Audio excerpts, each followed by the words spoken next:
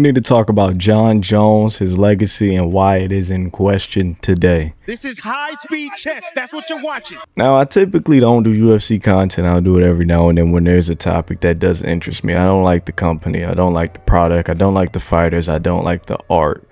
The mixed martial art, that is, right? But today, I do want to talk about Jon, right?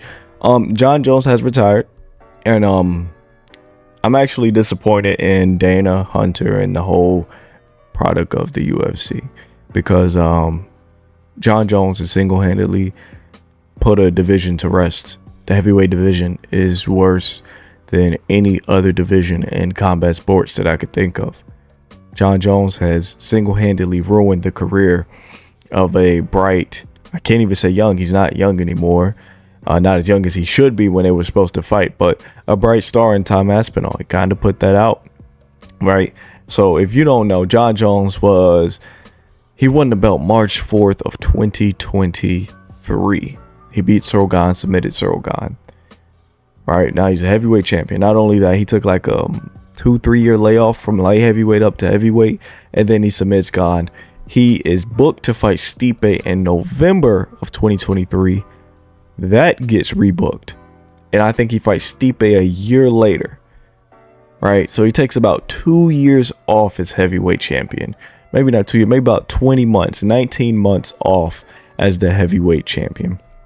The issue here is when Jon, his first bout with Stipe got canceled, Tom Aspinall was awarded the interim title after beating Sergey Pavlovich. Now, another issue here was when I want to say Jon got injured, so he had to pull out. The backup replacement fighter was Pavlovich. It should have been Stipe Miocic versus Pavlovich for the right to fight Jon. For some reason, they pull Stipe out because Jon gets injured, and they just have Aspinall and Pavlovich fight for the title. So, right, which maybe should have been for the interim title if they weren't going to give Aspinall the title shot immediately after, but either way, those two fight for the interim title. Like I said, why Stipe didn't fight for it, I don't know. I don't even know how Stipe was granted a title shot. Stipe's last fight was in 2022, 2021, which resulted in a second round knockout loss to Francis Ngannou. So Aspinall is the interim champion. He goes on, he defends the title maybe 2-3 times, I can't remember. But he goes on, defends this title, the interim title that is. And you would think, okay, Stipe's been out for 3 years now. Aspinall's been able to build up his steam, and he's the interim champion. He has the, he has the right to demand a unification. That's what UFC takes pride in, that there's one belt, it's one organization, and each division is typically unified, not in this instance. So Aspinall thinks he has the right for the unification. No, Jon feels like he should still be awarded this Stipe Miocic fight nobody wanted to see, right? And I get it. If the first time it's booked and that's the fight you want to make, that's cool. When the Miocic fight was first booked, I was fine with that. There was no interim champion at the time. Miocic probably didn't deserve the title shot, but it's like, okay, it's whatever. It's fine. Now that Aspinall became interim and he went on to defend the interim title more than Jon was able to defend the undisputed title, I thought Aspinall deserved that shot. I really did. I think everybody did. Obviously, Jon beats the hell out of Stipe. I want to say Stipe is about 43 years old when they fought. Either way, Jon does not retire. He holds the title they fought in November. He just vacated in mid-June. So he holds it for a little over half a year, another 6-7 months, right? And he still doesn't want to give Aspinall a title shot. He says, I'm looking for this price. From what I've heard, UFC gave him that price. He still didn't want to fight Aspinall. And overall, I'm disappointed in Jon. Jon didn't want to lose. Jon didn't want to give somebody younger the opportunity. And basically, Jon didn't want to kick the ladder down for the next guy. And that's how he's been able to build his career. People leaving a ladder down for him to climb up. And Jon didn't want to do that in return. It's disrespectful, it's disgraceful, and it does put his legacy, his GOAT conversation, his GOAT case in jeopardy. I think Jon is probably the greatest fighter ever. I like St. Pierre. St. Pierre was really great. But Jon not leaving that ladder, that does rub me the wrong way. When you look at who did he win the belt off? Shogun? Shogun was a bit older. Shogun didn't have to fight Jon. Jon was like 23. Jon was prime. He was athletic. He was young. Shogun left him the ladder down. Rampage Jackson was a bit older.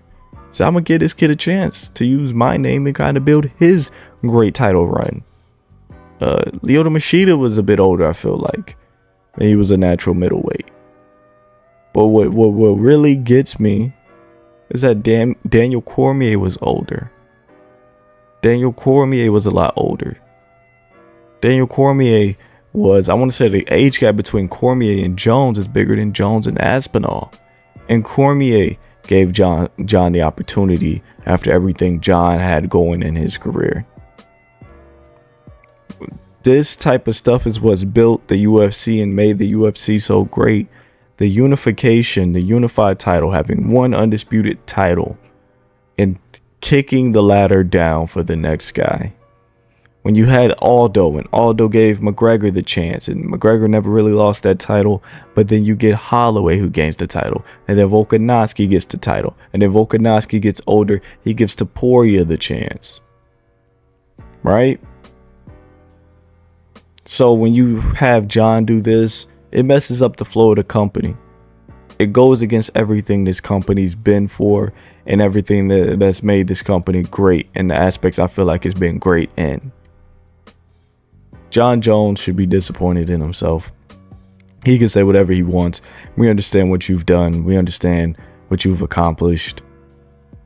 But I think the loss to Aspinall wouldn't have hurt his legacy as much as he believes. I think he would have got knocked out in probably the first round. Honestly, he's really old. He's really dated. I think he would have got stopped in the first round, man. But just disappointing from Jon. When you look at everything else on top of it, the PEDs, failed the most drug testing in UFC history. It's really hard to call him the GOAT now, man. It's extremely difficult. Extremely difficult. He held that title captive for 830 days, making one title defense in 830 days. Jon, he has his own legal issues going on. He's always had some legal issues going on throughout his career. I don't touch on the fighter's personal life. I'm here to talk about who they are inside the octagon and how that may affect their performance. So I've been disappointed in Jon to the point where I had to step out of my boxing world and kind of touch on Jones and Aspinall. But you guys let me know, how do y'all feel about Jon Jones? How do you feel about his retirement, the entirety of his career? Do you think Jon was wrong for not giving Aspinall the shot? You guys let me know in the comments below.